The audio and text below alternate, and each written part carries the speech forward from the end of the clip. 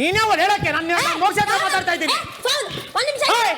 ಅದೆಲ್ಲ ಬಿಸಾಕ್ಬಿಡ್ತೀನಿ. ನೀನೇ ಹೇಳೋದು ನೀನೇ ಹೇಳೋದು ಅಂತ ನೀನೇ ಹೇಳೋದು ಅಂತ ನೀನೇ ಮಾತಾಡ್ತಾ ಇದ್ಯಾ? ಅದನ್ನ ಫೋನ್ ಕೊಡ್ತೀಯ ನೀನು? ಅದನ್ನ ಫೋನ್ ಕೊಡ್ತೀಯ ನೀನು?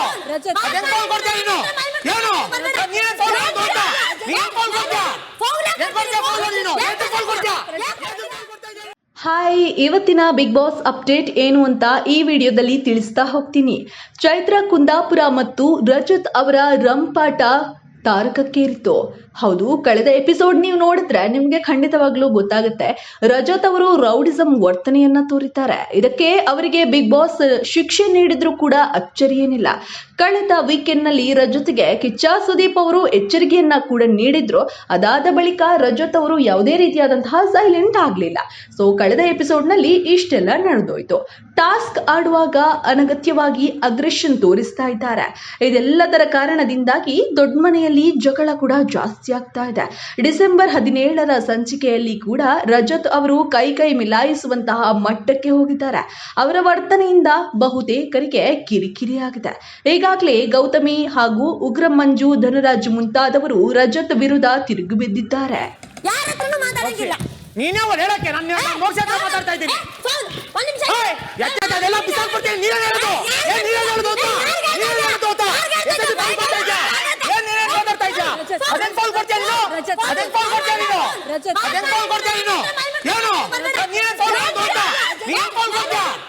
ಏನ್ ಕೊಡ್ತೀಯ ಫೋನ್ ನೀನು? ಏನ್ ಫೋನ್ ಕೊಡ್ತೀಯ? ರಜತ್ ತಂಡದವರು ಟಾಸ್ಕ್ ಆಡುವಾಗ ಎದುರಾಳಿ ತಂಡದಿಂದ ಚೈತ್ರ ಕುಂದಾಪುರ ಅವರು ಉಸ್ತುವಾರಿಯನ್ನ ನಡೆಸ್ತಾ ಇದ್ರು. ಆಗ ಚೈತ್ರ ಮತ್ತು ರಜತ್ ನಡುವೆ ಮಾತಿನ ಚಕಮಕಿ ನಡೆಯಿತು. ಬಿಗ್ ಬಾಸ್ ನೀಡಿದ ನಿಯಮಗಳ ಜೊತೆಗೆ ಚೈತ್ರ ಅವರು ತಮ್ಮದೇ ಹೊಸ ನಿಯಮಗಳನ್ನ ಕೂಡ ಸೇರಿಸಿಕೊಂಡು ಗಲಾಟೆಗೆ ಕಾರಣವಾದ್ರು. ಇದರಿಂದ ರಜತ್ಗೆ ಕೋಪ ನೆತ್ತಿಗೇರಿತು.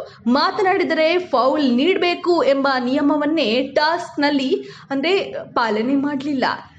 ಜಗಳ ಮಾಡುವಂತಹ ಭರದಲ್ಲಿ 2 ಬಾರಿ ಚೈತ್ರ ಅವರನ್ನ ಮುಟ್ಟಿ ರಜತ್ ಮಾತನಾಡಿಸಿದ್ರು.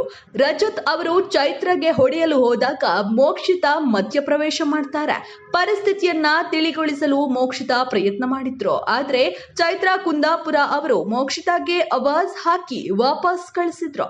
ಜಗಳ ಜೋರಾದಾಗ ರಜತ್ ಮತ್ತು ಚೈತ್ರ ಅವರು ಬಾಯಿಗೆ ಬಂದಂತೆ ಬೈದುಕೊಂಡಿದ್ದಾರೆ. ಮೈ ಮುಟ್ಟಿದ್ದಕ್ಕೆ ನಾನು ಖಂಡಿತವಾಗ್ಲೂ ಉತ್ತರ ಕೊಡುತ್ತೇನೆ ಅಂತ ಚೈತ್ರ ಸವಾಲು ಹಾಕಿದ್ದಾರೆ. ಕಳೆದ ಸಂಚಿಕೆ ಜಗಳದಲ್ಲಿಯೇ ಮುಗ್ದು ಹೋಗಿದೆ. ಹೌದು, ರಜತ್ ಅವರು ವೈಲ್ಡ್ ಕಾರ್ಡ್ ಎಂಟ್ರಿಯ ನಂತರ ಬಿಗ್ ಬಾಸ್ ಮನೆಯಲ್ಲಿ ಒಂದಿಷ್ಟು ವಾತಾವರಣ ಕೂಡ ಅಷ್ಟೇನು ಚೆನ್ನಾಗಿಲ್ಲ. ರಜತ್ ಅವರು ಕೂಡ ಅಷ್ಟೇ ಪ್ರತಿ ಬಾರಿ ಯಾರನ್ನಾದ್ರೂ ಒಬ್ಬರನ್ನ ಟಾರ್ಗೆಟ್ ಮಾಡ್ತಾ ಅವರಿಗೆ ಏನಾದ್ರೂ ಹೇಳ್ತಾನೆ ಇರ್ತಾರೆ. ಈ ಹಿಂದೆ ಧನರಾಜ್ ಅವರ ಜೊತೆ ಕೂಡ ಅಷ್ಟೇ ರಜತ್ ಅವರು ಸಿಕ್ಕಾಪಟ್ಟೆ ಜಗಳಕ್ಕೆ ಹೋಗಿದ್ರು. ಮೈ ಮೇಲೆ ಕೈ ಮಾಡುವಷ್ಟು ಮಟ್ಟಕ್ಕೆ ರಜತ್ ಅವರ ಕೋಪ ನೆತ್ತಿಗೇರಿತ್ತು. ಆದರೆ ಧನರಾಜ್ ಅವರು ಕೂಡ ಯಾವುದೇ ರೀತಿಯಾದಂತಹ ಸೈಲೆಂಟ್ ಆಗಿರಲಿಲ್ಲ. ಅವರು ಕೂಡ ಒಂದಿಷ್ಟು ಮಾತನಾಡಿದ್ರು, ವಾಗ್ವಾದಕ್ಕೆ ಮುಂದಾದ್ರು ಅನ್ನುವಂಥದ್ದು. ಸೊ ವೈಲ್ಡ್ ಕಾರ್ಡ್ ಎಂಟ್ರಿ ಆದಂತಹ ರಜತ್ ಅವರ ಈ ವರ್ತನೆ ನೋಡುಗರಿಗೂ ಕೂಡ ಒಂದಿಷ್ಟು ಬೇಸರ ತಂದಿರುವಂಥದ್ದು ಖಂಡಿತವಾಗ್ಲೂ ಹೌದು.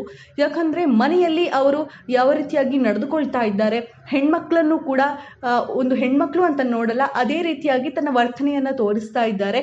ತುಂಬಾ ಅಗ್ರೆಸಿವ್ ಆಗಿ ಮಾತನಾಡ್ತಾ ಇರುವಂಥದ್ದು ಅಥವಾ ಒಂದಿಷ್ಟು ನೋವು ಮಾಡುವ ತರಹ ಮಾತನಾಡ್ತಾ ಇರುವಂಥದ್ದು. ಇದರ ಬಗ್ಗೆ ಒಂದಿಷ್ಟು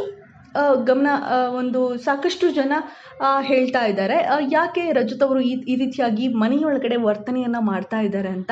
ನಿಮಗೆ ಎಪಿಸೋಡ್ ನೋಡಿದಾಗ ಆ ರೀತಿಯಾಗಿ ಅನಿಸುತ್ತಾ ಅಥವಾ ರಜತ್ ಅವರು ಸರಿಯಾಗಿ ಆಟ ಆಡ್ತಾ ಇದ್ದಾರೆ ಅಂತ ಅನಿಸುತ್ತಾ? ನಿಮ್ಗೆ ಏನು ಅನಿಸುತ್ತೆ ಅಂತ ನೀವು ನಮಗೆ ಕಮೆಂಟ್ ಬಾಕ್ಸ್ನಲ್ಲಿ ತಿಳಿಸಬಹುದು. ಇದಾಗಿತ್ತು ಈ ಹೊತ್ತಿನ ವಿಶೇಷ. ನೋಡ್ತಾ ಇರಿ ಸಂಜೆವಾಣಿ. ಅದೇ ರೀತಿ ನೀವಿನ್ನೂ ನಮ್ಮ ಚಾನಲ್ಗೆ ಸಬ್ಸ್ಕ್ರೈಬ್ ಆಗಿಲ್ಲ ಅಂದರೆ ಈ ಕೂಡಲೇ ಸಬ್ಸ್ಕ್ರೈಬ್ ಆಗಿ ನಿಮ್ಮ ಸ್ನೇಹಿತರಿಗೂ ಈ ಒಂದು ವಿಡಿಯೋವನ್ನು ಶೇರ್ ಮಾಡಿ. ಧನ್ಯವಾದಗಳು.